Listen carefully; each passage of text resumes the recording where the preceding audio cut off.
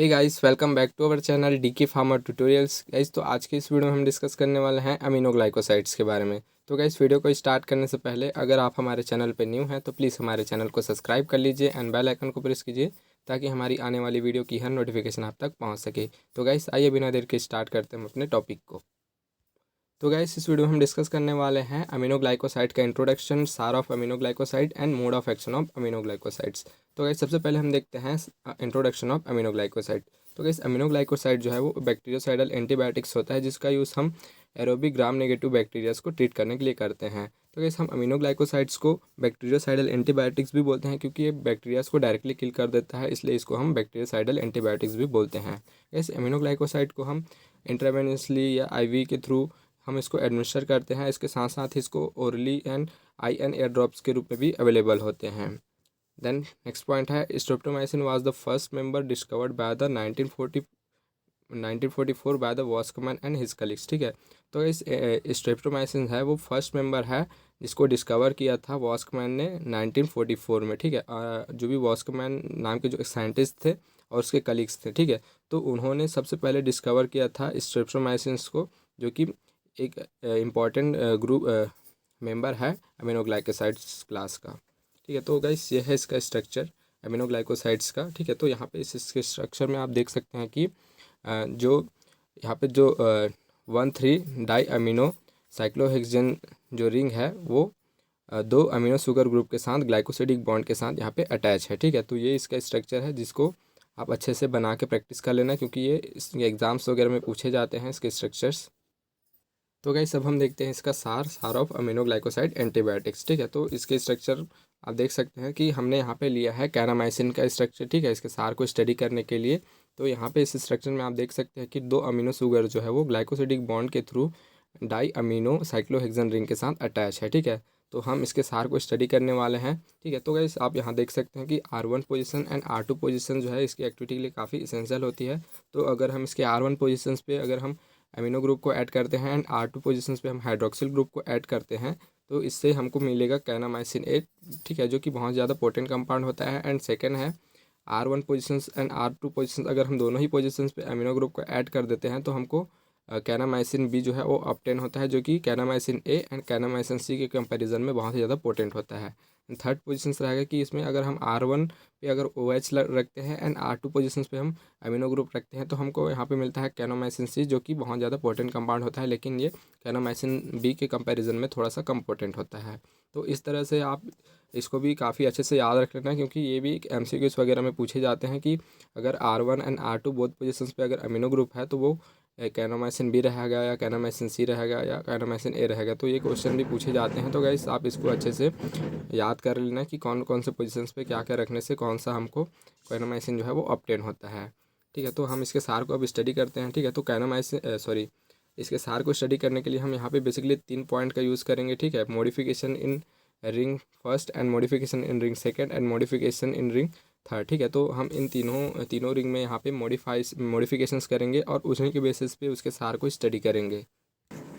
तो क्या जैसे कि आप देख सकते हैं कि इसका position first and position second and position 6 जो है इसके एक्टिविटी के लिए काफ़ी इंपॉर्टेंट होती है। ठीक है, और जो भी बैक्टीरिया इनएक्टिवेटिंग एंजाइम होते हैं वो बेसिकली इन्हीं C6 एंड C2 पोजीशंस पे ही अपना इफेक्ट शो करते हैं, उन्हीं को ही टारगेट करते हैं। ठीक है, अगर हम इस C6 एंड C2 पोजीशंस पे अगर हम अमीनो ग्रुप को ऐड करते हैं तो हमको कैनामाइसिन B ऑब्टेन होता है, जिसको हमने पहले ही डिस्कस कर लिया है। ठीक है, जो कि kanamycin A and kanamycin C के कंपैरिजन में बहुत ही ज़्यादा पोटेंट कंपाउंड होता है।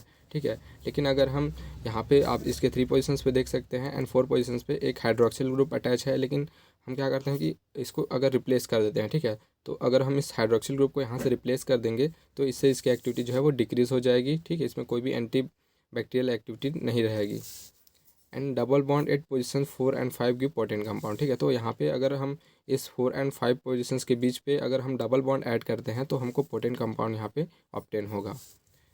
देन फास्फोलाइजेशन या addition of phosphate group at third hydroxyl reduce the binding to the 30S ribosomal subunit. ठीक है, तो अगर हम यहाँ पे थर्ड पोजीशन पे अगर हाइड्रोक्सिल ग्रुप है तो इसमें हम फास्फेट ग्रुप को ऐड करते हैं या इसी को हम बोलते हैं फास्फोरिलाइजेशन। तो हमको देखने को मिलता है कि इसकी जो 30S राइबोसोमल सब यूनिट में जो बाइंडिंग होने की एफिनिटी रहती है वो डिक्रीज़ हो जाती है। देन अब सेकंड पॉइंट देखते हैं इसमें, मॉडिफिकेशन इन रिंग सेकंड। ठीक है, तो ये रिंग सेकंड है, तो मतलब ये है 1,3 डाई अमीन साइक्लोहेक्सेन। ठीक है, तो यहाँ पे आप देख सकते हैं कि इसके 1 एंड 3rd पोजीशंस पे अमीनो ग्रुप जो है वो लगा हुआ है। ठीक है, तो अगर हम यहाँ पे 1 पोजीशंस पे जो अमीनो ग्रुप लगा है उसमें हम कोई भी जैसे कि एसाइलेशंस करते हैं तो हमको बहुत ही ज़्यादा पोटेंट कंपाउंड या एक्टिव कंपाउंड जो है वो हमको ऑब्टेन होता है। जैसे कि आप अमीकासिन के स्ट्रक्चर में देख सकते हैं। ठीक है, हमने यहाँ पे क्या किया है कि जो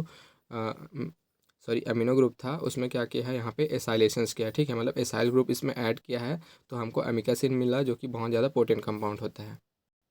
देन थर्ड पॉइंट है मॉडिफिकेशन एट रिंग थर्ड। ठीक है, तो रिंग थर्ड देखिए जैसे कि, ठीक है, ये रिंग थर्ड है जिसमें हम सबसे पहले देखते हैं इसकी पोजीशन सेकंड। ठीक है, तो पोजीशन सेकंड पे यहाँ पे हाइड्रोक्सिल ग्रुप है, तो हम इस हाइड्रोक्सिल ग्रुप को रिप्लेस करते हैं अमीनो ग्रुप के साथ तो हमको एक्टिव एंड पोटेंट कंपाउंड मिलता है। एंड थर्ड पोजीशन पे हम यहाँ पे देखते हैं कि यहाँ पे क्या है, एक अमीनो ग्रुप है। ठीक है, लेकिन हम इसको सेकेंडरी अमीनो ग्रुप यहाँ पे अगर लगाते हैं तो उससे हमको एक्टिव कंपाउंड मिलता है। देन थर्ड पॉइंट है पोजीशन 4। ठीक है, तो पोजीशन 4 पे गाइस आप देख सकते हैं कि यहाँ पे एक हाइड्रोक्सिल ग्रुप है, लेकिन हम इसमें क्या करते हैं कि मेथाइलेशंस कर देते हैं इसका, इसमें मेथाइल ग्रुप ऐड कर देते हैं तो हमको पोटेंट कंपाउंड देखने को मिलता है। तो गाइस ये था इसका सार। तो हमने अलग अलग रिंग के हिसाब से उसके सार को स्टडी किया। तो गाइस आई होप सो आपको इसका सार काफ़ी अच्छे से क्लियर हो गया होगा। तो अब हम देखते हैं इसका मैकेनिज्म ऑफ एक्शन। ठीक है, तो सबसे पहले क्या होता है कि जो हमारा अमीनोग्लाइकोसाइड्स होते हैं वो पेरीप्लाज्मिक स्पेस के थ्रू जो है बैक्टीरिया सेल वॉल में ये पेनेट्रेट होता है। देन ये साइटोप्लाज्मिक मेम्ब्रेन के एक्रॉस जो है ये ट्रांसपोर्ट हो जाता है। ठीक है, जो कि ऑक्सीजन डिपेंडेंट होता है। देन ये जो है राइबोसोमल 30S सब यूनिट के साथ बाइंड होता है। एंड ये जो टीआरएनए को साइट ए में बाइंडिंग होने से प्रिवेंट कर देता है, जिसके कारण क्या होता है कि जो हमारा जेनेटिक कोड होता है एमआरएनए में उसमें मिसरीडिंग हो जाती है। ठीक है, जिसके कारण इनकरेक्ट अमीनो एसिड जो है वो पेप्टाइड चेन के साथ वो है बाइंड हो जाता है। तो अगर इनकरेक्ट अमीनो एसिड जो है पेप्टाइड चेन के साथ बाइंड होगा तो प्रोटीन का सिंथेसिस नहीं हो पाएगा, जिसके कारण प्रोटीन सिंथेसिस जो है इनहिबिट हो जाता है और बैक्टीरियासाइडल इफेक्ट हमको मिलता है। तो गाइस ये है इसका मोड ऑफ एक्शन जो कि काफ़ी अच्छे तरीके से हमने आपको एक्सप्लेन किया। तो हम इसको एक बार रिपीट कर देते हैं। तो सबसे पहले क्या होता है कि हमारा जो अमीनोग्लाइकोसाइड होता है वो बैक्टीरिया सेल वॉल में पेनेट्रेट होता है पेरीप्लाज्मिक स्पेस के थ्रू। ठीक है, देन उसके बाद ये साइटोप्लाज्मिक मेम्ब्रेन के थ्रू ये ट्रांसपोर्ट होता है। ठीक है, देन उसके बाद ये राइबोसोमल 30S सब यूनिट के साथ बाइंड होगा। देन ये क्या करेगा कि जो टीआरएनए है उसको मतलब साइट ए में बाइंड होने से प्रिवेंट कर देता है, जिसके कारण होता यह है कि जो भी जेनेटिक कोडॉन्स होते हैं एमआरएनए में उसमें मिसरीडिंग्स हो जाती है, जिसके कारण इनकरेक्ट अमीनो एसिड जो है वो पेप्टाइड चेन के साथ बाइंड हो जाता है। और अगर इनकरेक्ट अमीनो एसिड जो है पेप्टाइड चेन के साथ बाइंड होगा तो इससे प्रोटीन सिंथेसिस भी इनहिबिट हो जाएगा और हमको बैक्टीरियोसाइडल इफेक्ट जो है हमको यहाँ पे मिलेगा। ठीक है, तो गाइस ये था इसका मोड ऑफ एक्शन। काफ़ी अच्छे से हमने और काफ़ी सिंपल लैंग्वेज में इसको डिस्कस किया गाइस। तो अगर आपको वीडियो पसंद आया तो प्लीज़ इस वीडियो को लाइक कीजिए एंड शेयर कीजिए अपने फ्रेंड्स के साथ। एंड इसी तरह के वीडियोस को देखने के लिए बने रहिए हमारे साथ। Thank you.